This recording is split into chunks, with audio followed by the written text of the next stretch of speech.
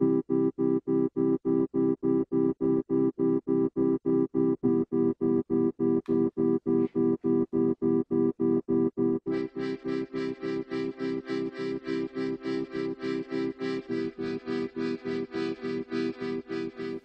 observing several different power strip designs, we noticed a handful of recurring issues, those being lack of versatility, lack of accessibility, and general lack of design optimization.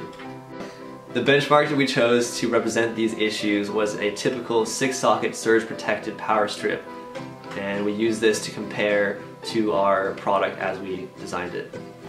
In terms of the needs for this project, we compared our new design with a benchmark of the regular electrical strip. One of the main concerns that we had with the old design would be the number of slots that the electrical strip has. Typically they carry roughly 5 to 6 slots that are available for electrical plugs. For the new design, we wanted to make sure that we would be able to customize the number of slots that we have available for the new module.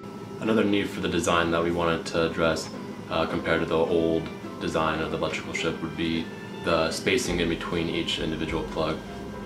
Some of the concerns for the old design were that the spacing between the plugs were too close together. Some of the noticings were that computer plugs or any sort of large plug would be too close to the adjacent plugs, which would overlap, causing inefficiency of the number of plugs that were available for the old strip. The next steps for the new design, we wanted to make the new design more aesthetically pleasant, changing things like the color and the size of each module. Another aspect would be adding an on and off switch for each module, and maybe something like a surge protector could also be added. Based on the needs that we came up with from our benchmark, we created modular cubes that have outlets on more than one side. This allowed the cubes to be connected in different variations in order to expand the power strip. This allows for users to have more or less outlets depending on what their needs are. In addition, the cubes can be stacked in varying orientations, whether it's vertical or horizontal, and this allows for a custom fit for the consumers. The varying orientations of our cube allows for different plugs of different sizes to be used without getting in the way of neighboring plugs. In addition, we have created prototypes of modules that have special components such as a USB port or 6-sided cubes that can further enhance the user's needs.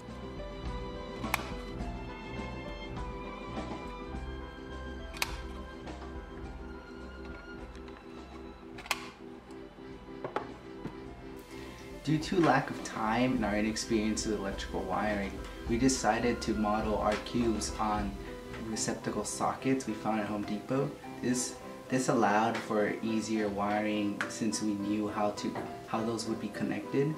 This caused our cubes to be bulkier than we had anticipated. However, this is not a big problem, seeing as how a better electrical configuration as well as better manufacturing allow the cube to be optimized in size and efficiency. Another problem we found was that liquid used on the 3D printed material soaked inside, so any little vibration or heating of the cubes caused them to leak.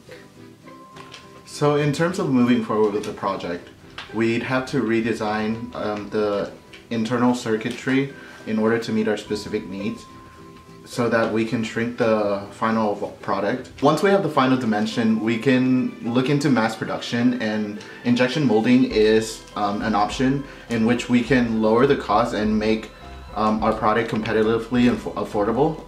With respect to marketing of our product, we were thinking of starting with like a starter pack of 6 basic modules that we would have a GFI in order for the surge protector.